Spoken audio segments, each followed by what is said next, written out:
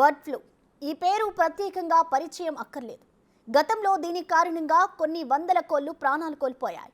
ఇప్పుడు ఈ వైరస్ నెల్లూరు జిల్లాను వణికిస్తోంది. బర్డ్ ఫ్లూ కలకలం నేపథ్యంలో నెల్లూరు జిల్లాలో కేంద్ర ఆరోగ్య శాఖ బృందం పర్యటించింది. పొదలకూరు, కోవూరు మండలాల్లో పర్యటించిన సెంట్రల్ టీం పౌల్ట్రీ ఫార్మ్స్ ను సందర్శించి మృత్యువాత పడిన కోళ్లను పరిశీలించారు.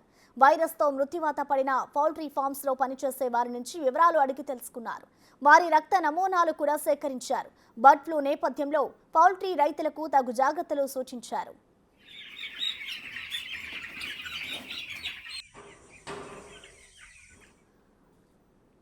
బర్డ్ ఫ్లూతో జిల్లాలో చికెన్ తినేందుకు ప్రజలు హడలిపోతున్నారు. అసలు చికెన్ షాపులు కూడా మూసేశారు. జిల్లాలో చికెన్ కాకుండా మటన్, చేపల వైపు మొగ్గు చూపుతున్నారు. అయితే పలు గ్రామాల్లో చికెన్ ఫ్రీ ఇస్తామంటే కూడా మాకు వద్దు బాబోయ్ అంటున్నారు జనం.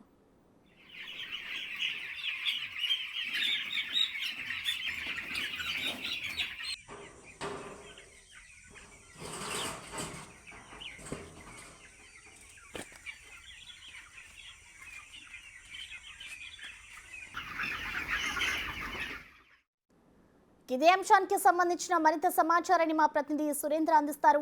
సురేంద్ర, చెప్పండి, ఈ బర్డ్ ఫ్లూకి సంబంధించి ఇటు అధికారులు ఎలాంటి నివేదికను ఇస్తున్నారు, అలాగే దీనికి సంబంధించి గల కారణాలు ఏం తేల్చారు సురేంద్ర?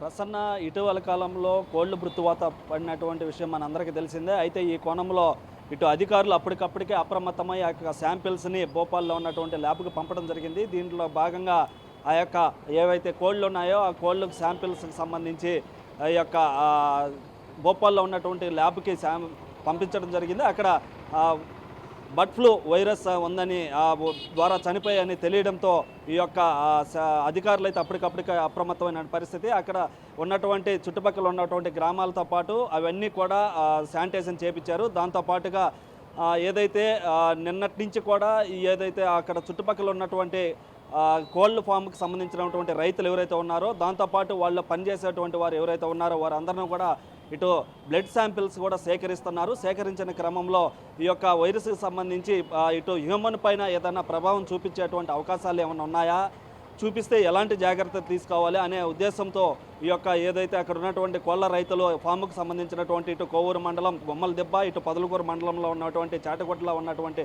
ఆ యొక్క కోళ్ళ రైతులు, ఇటు అక్కడ పనిచేసేటువంటి వాళ్ళు ఎవరైతే ఉన్నారో వారందరి బ్లడ్ శాంపిల్స్ కూడా ఇటు కేంద్ర బృందం నిన్న సాయంత్రం నెల్లూరుకు చేరుకొని నిన్న సాయంత్రం నుంచి అక్కడ పనిచేసేటువంటి వారి దాంతోపాటుగా కోళ్ళ రైతులు, అదేవిధంగా ఈ శాంపిల్స్ ఏవైతే కోళ్ళు చనిపోయినటువంటి ఏవైతే శాంపిల్స్ని కళాబేరాలని భోపాల్ ల్యాబ్కు పంపించినటువంటి ఏడీ ఎవరైతే ఉన్నారో అసిస్టెంట్ డైరెక్టర్ పశుసంవర్ధక శాఖ ఏడీ వారి శాంపిల్స్ తీసుకొని ఈ యొక్క శాంపిల్ అన్నింటిని కూడా తిరుపతిలో ఉన్నటువంటి సిమ్స్ హాస్పిటల్కి పంపిస్తున్నారు. అయితే ఏదైనా ఈ యొక్క బర్డ్ ఫ్లూ ఇటు కోళ్ళకి, పక్షులకైనా లేదా మనుషులకి ఏదన్నా వర్తిస్తుందా అన్న ఉద్దేశంతో ఈ యొక్క బ్లడ్ శాంపిల్తో ఇటు నెల్లూరు జిల్లాలో ఉన్నటువంటి వైద్య సిబ్బంది, ఇటు కేంద్రం నుంచి వచ్చినటువంటి 2 వైద్య సిబ్బంది అందరూ కలిసి నెల్లూరు జిల్లాలో ఈ యొక్క కేంద్ర బృందము ఆ యొక్క ప్రాంతాల్లో ఏవైతే కోవూరు, పొదలకూరు మండలాలు ఏవైతే ఉన్నాయో ఆ ప్రాంతాల్లో పర్యటించి అక్కడ ఎవరైతే ఉన్నారో పనిచేశారో వాళ్ళందరి దగ్గర కూడా శాంపిల్ సేకరించారు. సేకరించినటువంటి శాంపిల్స్ని తిరుపతిలో ఉన్నటువంటి సిమ్స్ ఆసుపత్రికి కూడా పంపించారు. అయితే మొత్తం మీద కూడా ఈ యొక్క బర్డ్ ఫ్లూ కలకలం కూడా నెల్లూరు జిల్లా మొత్తం మీద కూడా ఇటు చికెన్ ప్రియులు తినాలంటే భయపడిపోతున్నారు.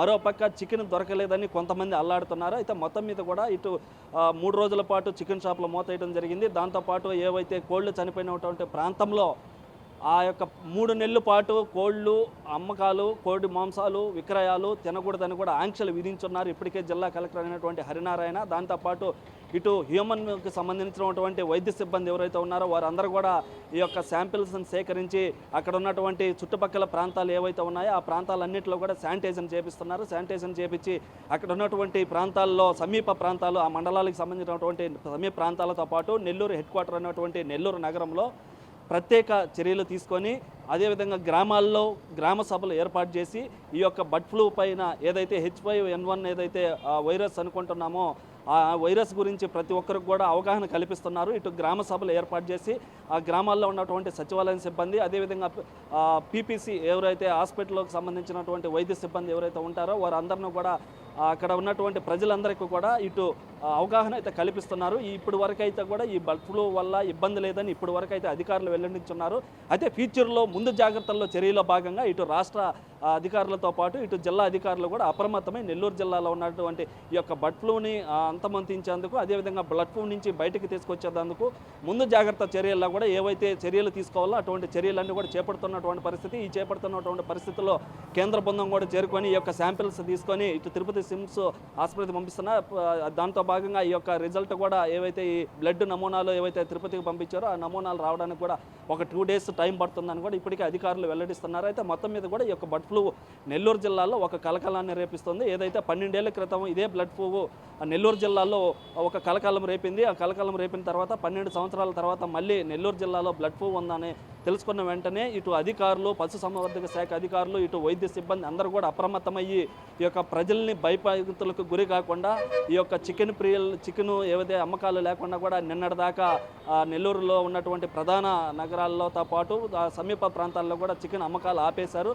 అయితే మొత్తం మీద కూడా అయితే ఇటు పశుసంవర్ధకు సంబంధించినటువంటి అధికారులు ఈ వైరస్లు కూడా 2 రకాల వైరస్లు ఉంటాయి. ఏవైతే ఇన్ఫ్లుయెంజా H5N1 అనేది ఇది కోళ్ళ నుంచి కోళ్ళకి వ్యాప్తి చెందుతుంది. దీనివల్ల భయపడాల్సిన అవసరం లేదు.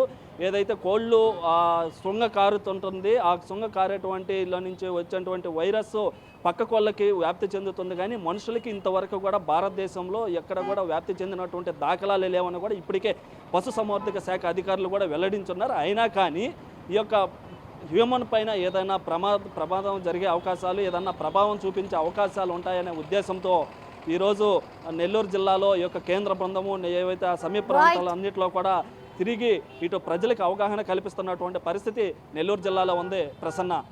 Thank you Surendra.